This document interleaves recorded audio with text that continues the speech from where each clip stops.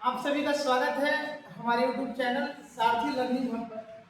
और आज हम देखेंगे संविधान के कुछ इम्पोर्टेंट फैक्ट्स और process of Indian making of Indian constitution. ठीक है, तो हम लोग देखेंगे संविधान सभा की मांग कब से शुरू होती है, कब प्रस्तावित होता है, संविधान सभा पास कब होता है।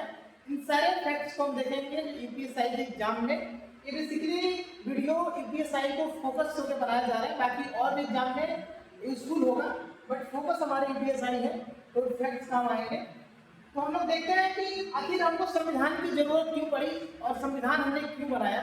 आप सबको पता है कि 15 अगस्त 1947 को हमारा देश आजाद होता है, लेकिन उसके पहले अगस्त प्रस्ताव की बात करेंगे, हम लोग क्रिप्स मिशन की बात करेंगे, कैबिनेट मिशन की बात करेंगे। जो आता है प्रस्ताव फिर संविधान की जरूरत पड़ती है, क्योंकि अगर कोई भी स्वतंत्र देश है उसको चलाने के लिए कुछ रूल एंड रेगुलेशंस की जरूरत होती है। और आपको पता है कि हमारा देश अंग्रेजों का गुलाम रहा करीब 300 350 साल तक। तो हमें अपना रूल रेगुलेशन बनाने के लिए भारत के हमारे क्रांतिकारियों ने, नेताओं ने मांग किया कि हमारा संविधान होना चाहिए, जिसको बनाने के लिए उन्होंने संविधान सभा की मांग की। अब हम डिस्कस करेंगे कि संविधान सभा क्या होता है। बाकी आप किसी भी अपडेट के लिए हमारे चैनल को सब्सक्राइब कर लीजिए, लाइक कर दीजिए, अपने दोस्तों के साथ शेयर कर दीजिए, ताकि कोई भी अपडेट आए तो आपको मिलता रहे और अपने एग्जाम की तैयारी अच्छा से अच्छा कर सकें, क्योंकि आपको पता है कि फॉर्म आ चुका है और एग्जाम जल्दी से जल्दी होने वाला है।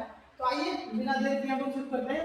देखिए, डिमांड ऑफ कॉन्स्टिट्यूएंट असेंबली, संविधान सभा की मांग की कब पहली बार किया गया, तो आप देख सकते हैं कि 1934 एम एन रॉय के द्वारा पहली बार मांग किया जाता है कि संविधान सभा, भारत का संविधान सभा यानी अपना संविधान सभा होना चाहिए, जिसके द्वारा यानी भारतीय लोगों के द्वारा संविधान बनाया जाए, वो संविधान हमारे देश पे लागू हो, जिसे हम स्वतंत्र देश का एक संविधान कह सकते हैं। ठीक है, उसके बाद से देखेंगे कि 1995 में 1935 में कांग्रेस के द्वारा डिमांड की जाती है कि हमारा खुद का संविधान सभा होगा, जब भारतीयों के द्वारा बनाया जाएगा और उसमें भारतीय मेंबर होंगे, वो अपना संविधान बनाएंगे। ठीक है, तो सबसे पहला 1934 में एम एन राय के द्वारा, दूसरा 1935 में कांग्रेस के द्वारा, फिर देखेंगे 1936 में लखनऊ अधिवेशन में जवाहरलाल नेहरू के द्वारा संविधान सभा की मांग की जाती है।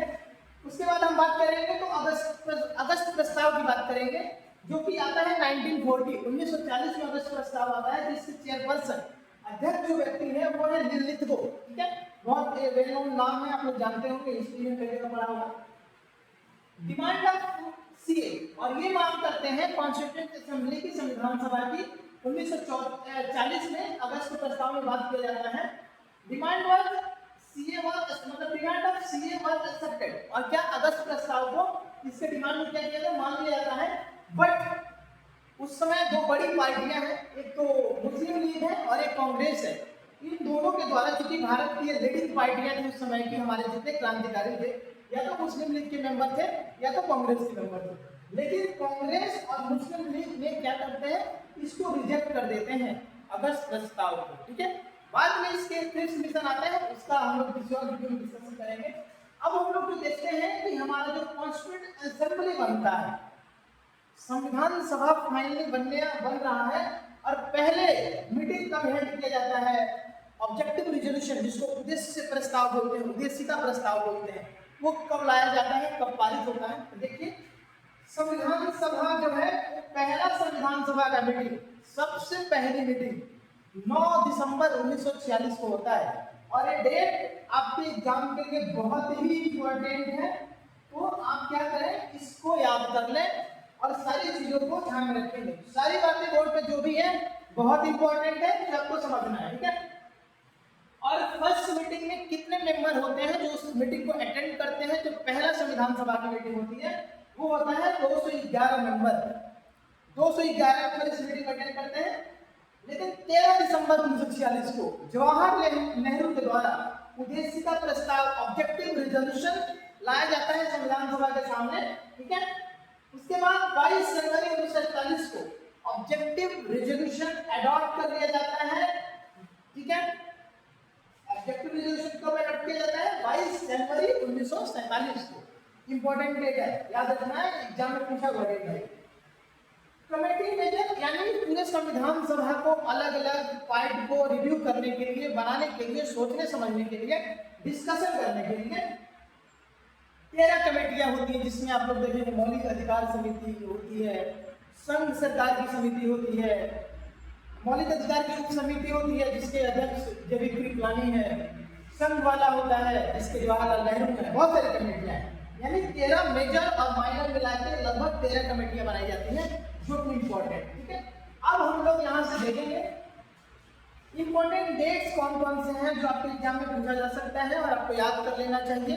ये वीडियो बहुत इंपॉर्टेंट है, इसका अपडेट आपको मिलता रहे, इसके लिए आप हमारे चैनल को लाइक कर लीजिए, सब्सक्राइब कर लीजिए, अपने दोस्तों के साथ शेयर कर दीजिए, ताकि कोई भी अपडेट आए जिससे आप वंचित ना रहें, आपको ये अपडेट पहुंच जाए। तो ठीक है, हम अपने टॉपिक को वापस लौटते हैं और देखते हैं इंपॉर्टेंट डेट्स कौन कौन से हैं जो आपको ध्यान में रखना चाहिए और जो आपके एग्जाम के डेट के लिए भी इम्पोर्टेंट है, एग्जाम के लिए भी इम्पोर्टेंट है, ठीक है। देखिए हमारा झंडा दिवस जिसको बोलते हैं आप लोग, फ्लैग डे, ठीक है, नेशनल फ्लैग डे 22 जुलाई 1947 को मनाया जाता है, ठीक है। और इस दिन हमने फ्लैग को अडॉप्ट भी किया था। क्यों मनाया जाता है, रीजन क्या है कि 22 जुलाई 1947 को हमने अपने राष्ट्रीय ध्वज जो है जिससे पूरे भारत के लोगों का शान है, वो उसको 22 जुलाई 1947 को अडॉप्ट किया गया था। सेम डेट को नहीं, दूसरा है मई 1949 में कॉमनवेल्थ का मेंबरशिप भारत ने ज्वाइन किया था। और आपको पता है कि कॉमनवेल्थ ऐसी एक संस्था है, एक ऐसी ऑर्गेनाइजेशन है, ऐसा संस्था है जितने भी देश ब्रिटिशर्स के गुलाम रहे हैं किसी न किसी प्रकार से, वो सभी देश इसके मेंबर हैं। आज के डेट में भी कॉमनवेल्थ जो ऑर्गेनाइजेशन है वो काम करता है, कॉमनवेल्थ नेशंस के नाम से जानते हैं इसको, ठीक है, कॉमनवेल्थ नेशंस के नाम से जानते हैं। और आपको पता है कि कॉमनवेल्थ गेम भी होते हैं जो भारत के लिए और पूरे कॉमनवेल्थ नेशन से जितने भी देश हैं बहुत इंपॉर्टेंट है। इसके फैक्ट्स हम लोग किसी अगले वीडियो में देखेंगे।